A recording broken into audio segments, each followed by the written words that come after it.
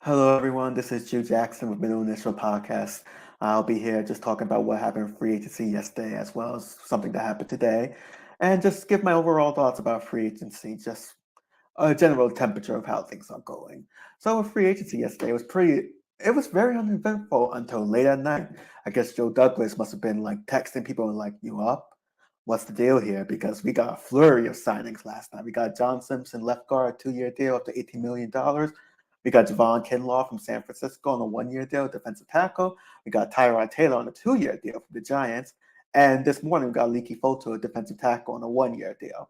So with John Simpson, I do want to say that I'm not an offensive line guru. First of all, I'm not a super big evaluator. I could just tell, hey, this guy's getting beat pretty bad, or hey, this guy's pretty good. But I don't know like the insides out, techniques, what's a good technique, what's a bad technique. Just from like aggregating different opinions and everything. All I'll say is just the fact that AC seems to be an average guard, and that's fine. After what the Jets had these past few years, an average guard is just fine. Aaron Rodgers should theoretically get the ball out in under 2 seconds or less. And John Simpson seems like he can hold up for that amount. Anything more, it might be a bit debatable, but we'll cross that bridge when we come for it. For the two defensive tackles, I wonder if it's more. This is something I was thinking about, but I'm wondering if this is more a philosophy change in how the defense is going to be run. Again, not a scout, could be completely wrong here, but it seems as though with the loss of Bryce Hubb, they might be trying to focus more on interior pressure. Quentin Williams, Fetu, Javon Kinlaw, all up in the middle, and then hopefully JJ and Will McDonald could get one-on-one pass rushers on the edges. If so, very unique way. You trust Salah to deal with anything defensively, which hopefully would mitigate the loss of Bryce Hubb. And for Tyrod Taylor, this is one of my favorite signings, actually. So with Tyrod Taylor, he's been a very solid quarterback for several years, bounced around on different teams. His tenure in Buffalo is probably his best overall tenure, both in terms of durability and stat compiling and everything. Decent quarterback. He's not exactly going to take over a game, but what he is going to do is manage, and he's not going to outright lose the game for you. And for too long, both the Jets starters and backups were just out there trying to lose the game for the Jets. So if Rodgers goes down, which it's more likely than not, considering he's 41 and he just came off a major injury, you can trust Tyrod Taylor to hold the fort and win 2 out of 4 games, maybe 3 out of 4 if you get lucky.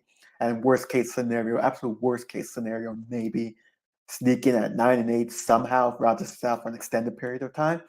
So with Tyrod Taylor, he just offers that stability, which is so desperately needed. He has a good game too. This probably is one of my favorite signings with the Jets this year. It's just signing Tyrod Taylor, really truly addressing the backup quarterback position. It's probably the best backup the Jets have had since Josh McCown, if we're being honest. So kudos to the Jets for getting Josh McCown. I do want to go and circle back a bit earlier to free agency as a whole with the Jets. There was a lot of dissatisfaction of how free agency was right until like 9 o'clock last night. And a lot of it is due to the fact that it didn't make much sense thematically. The Jets are theoretically a win now team. They have a coach and a GM who are both, for all intents and purposes, on the hot seat. They have a quarterback who is entering their 40s, but we saw the flurry of free agency moves, and the thing the Jets did was sign a backup corner and also re-sign Greg Zuerlein. Those were the only things they really truly did, and also bring back Kenny Yeboah. So those were the only things they did. And you're wondering, what's going on here? This doesn't make sense. And it's made even worse by certain media members posting articles saying, oh, this is the plan all along. Joe Douglas has a line and he won't move past that line no matter what. He has a plan, he has a budget. But here's the thing. I'm going to bring up 2 direct quotes from this article. One quote. He believes the best plan for the Jets is to keep growing those who are here, not bringing cast-offs from another franchise. That's all well and good, but this is a good strategy, but the Jets legit just let one of their best pass rushers since John Abraham, if you're just counting purely on the edges, go. And they're probably going to get a third round compensatory pick as a result. That's it. So there seems to be hypocrisy there. Another quote. He's hell-bent his belief that the right way to build the Jets is the way that he's building the Jets. Okay, this sounds good. This sounds reasonable, but the Jets have won 27 games in 4 seasons. 7 of those wins came from when Mike McCagney was a GM and he got fired after the draft. So Joe Douglas has really won 20 games. He's built a team that's won 20 games in 3 seasons. in no universe is that good. So if he's building the Jets to be this kind of team, maybe he should try something different. It's not to say he should go out and recklessly spend money left, right, and center. No one's really saying that, but it's like you have a homegrown player, undrafted free agents, comes out, get 10 sacks on a very diminished like play, bro. Like he should honestly have been playing more time. And he got 10 sacks that way. And you're like, okay, we're just gonna let him go. We're gonna get a third round compensatory. Don't try to franchise tag him. You don't try to trade him when it's very obvious you're not going to keep him. So you're holding on to him. And Philadelphia signs him legit within what, an hour of free agency happening? So you mean to tell me that you could not have swung a trade Philadelphia, the team used to come from? That's what's happening. So there's that. And honestly, there's just the fact that it's just bad optics. Like this, you know what? I'm not going to say this regime.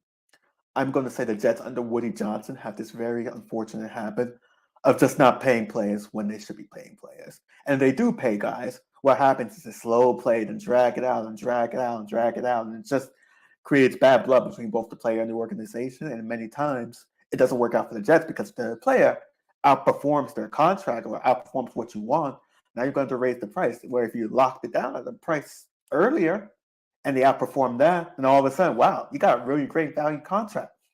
So that's what happened. That's been this philosophy on the Woody Johnson. It's probably not going to change anytime soon, but it just stinks that a homegrown player like Bryce Huff was let go. And people have been saying, "Oh my God, you're acting like Lawrence Taylor is being let go," and it's like it's not about it being Lawrence Taylor.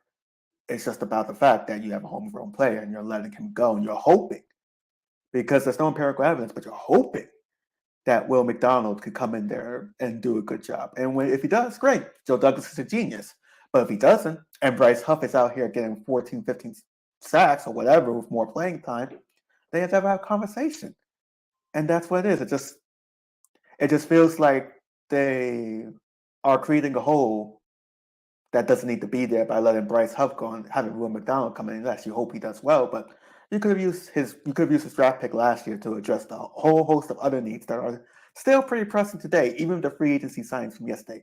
Still need a wide receiver, probably still need two of them to be honest.